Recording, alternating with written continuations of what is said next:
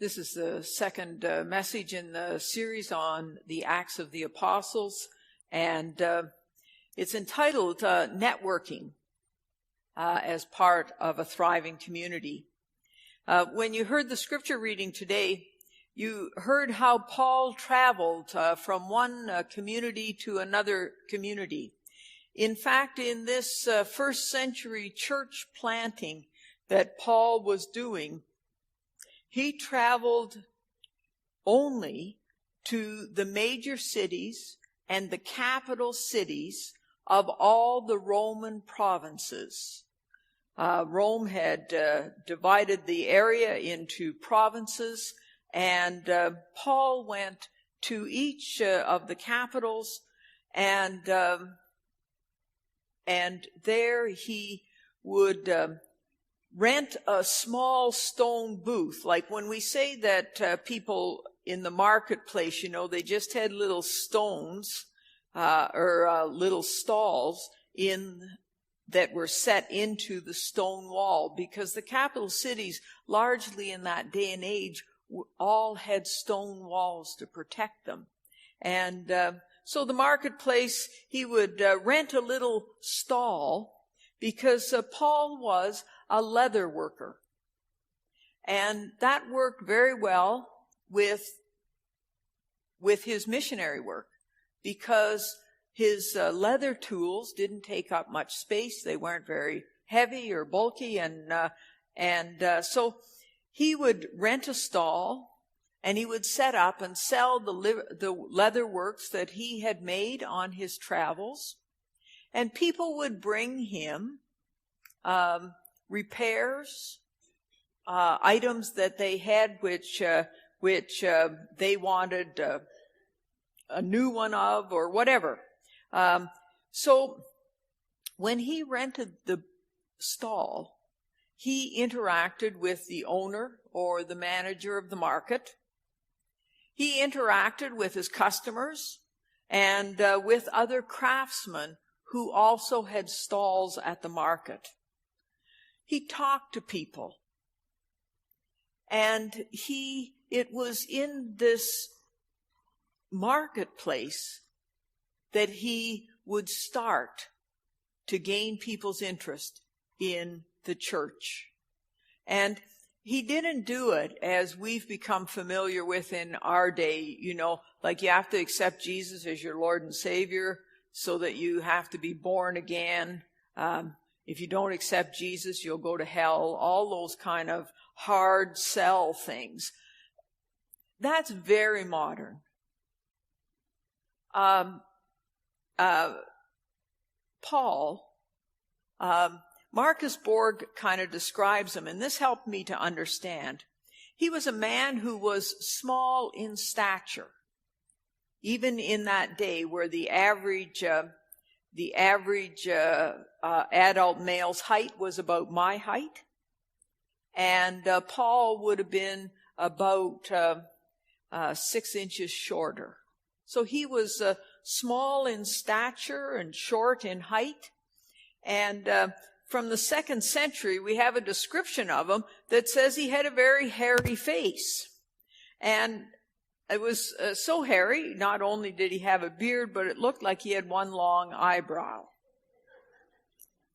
And sometimes he looked like a man, and sometimes the description is he glowed like an angel. And what we've discovered, and what the scholars have discovered, and Marcus Borg says, is that Paul was very charismatic. Think about, I don't know anybody who I've met that's charismatic in that kind of way, but Marcus Borg compared him to Bill Clinton, who, when they walk into a room, their aura just fills the room, and you can't help but be drawn to them, to feel a connection with them. Probably Paul was a good listener. Probably Paul was able to connect with people, and because he was on fire to share his own story of how Jesus had transformed his life by his act of listening to people, of connecting with them, all while he's plying his wares. He could speak in a way to their heart, to their spirits. So, a conversation with Paul, this unintimidating, charismatic leader, was one that introduced people not only to Jesus, but to Paul himself and to his story. It was one of his major gifts. In the city markets, of course, he interacted with the rich and the poor. This was a time in history, this first century, when small rural communities were in upheaval, according to John Crossan. And many people were leaving their small communities and moving into the city. And there they tried to eke out a living. Because of the wars and the unrest and the tribal stuff that was going on, it was often unsafe to be out in a rural area, in a smaller community. So to be within the walled structure at that time was a very good thing. But their lives got broken off from their rural communities and sometimes from their extended families. So these people, especially the poor people, were adrift in large, densely populated cities where affordable housing was scarce, social networks were disrupted, there was no social safety network, and they didn't always know what had happened to their extended family, nor could they reconnect with them if they had even come to the same city. You can see a little bit why people think that the first century church is very much like the church of today. Some of those same characteristics. But it made the people hungry for the word that Paul brought them. Jesus had come with a vision of egalitarian sharing. He had lifted the people's hearts with a vision of a kingdom where God was in charge, not Rome. Jesus had founded a movement of love that so bound people together that they called each other sister and brother. We practiced that in our small groups, which we have on Mondays, and you'll notice that in this early Christian community, and this is one of the things that Paul did as he listened and heard how hungry people were for connection, for a place, for a wider community, that he instituted this practice of people calling each other brothers and sisters. You'll notice there's no fathers and no mothers, because it was an egalitarian vision, but for a people hungry to have connection in a city that overwhelmed them, to be invited into a movement where they were someone's brother and they called someone brother and sister, was an amazing thing. It spoke to the kind of intimacy and the connection that the early church sought to develop. And when Paul spoke, he spoke both to the market stall sellers and to the buyers. And so the early church was one where rich and poor came together and they called each other brother and sister. And they were one. As Paul taught the vision of Jesus and showed how to draw close to God and create communities called churches, people were drawn to Jesus, and they gave their lives to him and became a new people. They spoke of it as being born again of the Spirit, where they gathered together with their new brothers and sisters. They spoke about it and Paul wrote about it, where these early churches, where there was neither Jew nor Greek, rich nor poor, male nor female, but all one in fellowship with Christ and with each other. After Paul had stayed for some months and sometimes for more than a year in an area, in a city, he moved on to another capital city.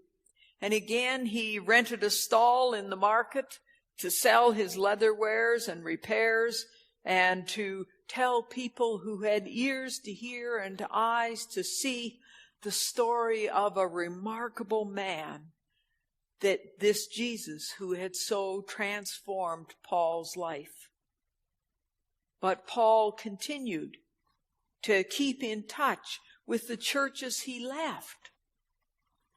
He must have been a remarkably energetic man.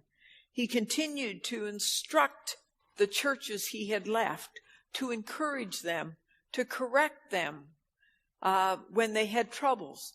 He wrote letters. He also sent ambassadors. If he was in the church at Antioch, he would select people from Antioch to be ambassadors who would go back to previous churches and bring them word of what was happening in the wider church and in this developing church. And they would hear the stories from the city that they visited, the churches that they visited, and they would bring those back. And so there was a lively network of people and churches who were in connection. Even though the travel was difficult and slow, Paul kept up a steady presence with the churches that he had planted. He was a networker par excellence, and he taught the early churches to network with one another. Dr. Kevin Rowe, of whom I spoke last week, of Duke University, says that networking is an essential characteristic in a thriving community still today. And I wondered, what happened to that characteristic in the United Church? We're at the place where the presbytery is going to disappear at the end of this year. And for some time, however, the presbytery hadn't given us the kind of connection that made our hearts long for conversation with other churches. It had somehow become a disciplinarian kind of place and body, and nobody really knew who it was. So now we're at this place where we can create a network with other churches, with other United churches. How will we do that? That's the question that is before every congregation in the United Church in this area. How will we be together, supporting one another? How will we move out of the silos that we've become as we each try to survive in the best way we can and be a source of encouragement so that we also can respectfully learn from each other? Now, it's at this point that I was supposed to have had a card that we were going to sign for Oak Bay United Church. And that's the kind of detail that just jumps out of my head. Nobody should leave me in charge of that kind of detail. But at some point, and you may see it in the library, we'll get it, but Oak Bay is having a remarkably difficult time because they want to witness something, the church doing something significant in their community. And it's like the community woke up and said, whoa, not in our community. And so this is remarkably difficult. Whatever you think about the project that they're trying to do, imagine if we were in the midst of a neighborhood who all put signs up on their yard, and we knew that the signs were worded in such a way that they communicated to each other how much they disliked our church. Right? So, we're going to send a card. We're going to all sign it. How do we encourage the continuing faithfulness of Oak Bay United Church when we are probably one of their closest neighboring churches? How do we be in this together? Because I promise you, if we tried to do something remarkably different in our area, we would have the same reaction in this post-Christian culture that we live in. So, we've started to do some networking in the revision program that we started with Cadborough Bay. Networking and talking even with Cordova United Church. Talking about what kind of church does Saanich need? How do we be in this in the long haul with the community kitchen? What role will our own thrift shop play? And we're doing this so that we can imagine a vision and a mission that will take our congregations out into the world, into the marketplace, where we will have something that is of great benefit to offer to the community. I spoke last week. Okay, I have time. I spoke last week about the Duns and the nuns. I want to speak some more about the nuns today. The Duns, those people who kind of have been, were at one time in their life churched and now are done with the church. There's a different approach for those folks because very often they have felt badly hurt by the church. And so that's different. But the nuns are the group of people who they've never heard the stories of Jesus. They've never heard why church exists. And their lives are doing very well without it. It's not like they have a tremendous lack and they wake up saying, I have an empty hole, I wonder who will fill it. No. They've developed thoroughly modern lives. They don't know anything about church and they don't miss us. We don't have something that they want. There are people who go by a church building and they may not even notice it. Or if they do, they'll look kind of perplexed and say, what is that building? In order to network with the nuns, the course that I attended said, we have to get a lot more humble and do our own attitude adjustment. We are not the saviors of this community who hasn't yet heard of it. All we have to offer is the story that we have to tell about our own transformed lives, just as Paul had. And if church hasn't made any difference in who you are, then if you talk to too many nuns, you'll probably become one yourself. Right?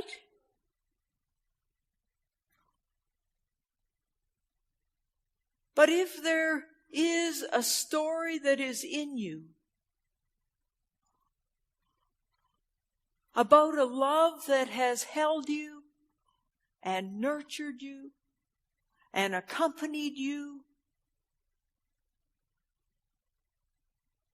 A hope whose name you may not even be able to put to it, but has seen your life through the darkest times, or even through the day-to-day just getting through. If your relationship with God and your connection to the stories of Jesus have shaped you to live what you think is a better life, one that you're proud to have lived, then you have a story to tell to the nuns. But we need to tell it humbly and personally. We have to get out of our buildings. Paul went out to the market, and just like that, we have to go to where the people gather. No longer can we stay home and hope that people will come to visit us when they are looking for something spiritual or comforting or stirring. If we are not in the community offering comfort, offering to set up vigils, if we are not doing that in the public spaces, we are irrelevant.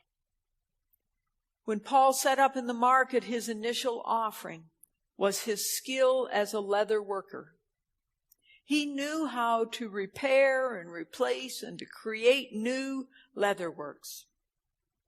He had what people were looking for, a skill that helped them in their daily living, and in the midst of that practical transaction, he offered them a vision that stirred their hearts and called them into beloved community, into a close-knit collection of brothers and sisters who not only helped each other, but who helped each other care for the weak and the lowly.